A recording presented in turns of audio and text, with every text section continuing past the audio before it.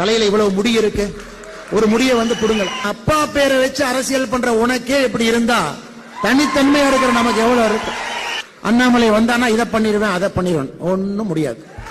ஒரு கட்சி, ஆட்சி, குடும்பம், எல்லா இடத்திலும் கட்சியினுடைய ஆட்கள். ரோட்ல எங்க போனாலும் கூட ஒரு பட்டா நிலமா இருந்தா ஒரு திமுக கார வாங்க ஆரம்பிச்சிட்டான், ஒரு ஜேசிபி வச்சு நிரவிக்கிட்டு இருக்கான். எங்க போனாலும் நடக்குது. போலீஸ் ஸ்டேஷன் போனீங்கன்னா அந்த ஊர்ல இத்தனை காலமாக பஞ்சாயத்துல பிரச்சனை இருந்த நிலத்தை யாரு பஞ்சாயத்து பண்ணி அதை தீர்க்க முடியாம இருந்தாங்களோ அதை ஒரு திமுக கார துணிஞ்சு வாங்குறான். போலீஸ் ஸ்டேஷன்ல போய் கட்ட பஞ்சாயத்து பண்றான். அந்த நிலத்தினுடைய டாக்குமெண்ட் கையெழுத்து போடுறான். நிலத்தினுடைய மதிப்பை 10 மடங்கு உயர்த்துறான். அதுல லே அவுட் போடுறான். அந்த நிலத்தை மார்க்கெட்ல விற்கிறான். அதுல வர்ற பணத்தை கொண்டு வந்து ஓட்டுக்கு பணத்தை கொடுக்கறான். தமிழ்நாட்டில் எல்லா இடத்துக்கும் நடக்குது. எந்த போலீஸ் ஸ்டேஷனுக்கு போய் நீங்க வெளியே ஒரு சேரை போட்டு உட்கார்ந்தீங்கன்னா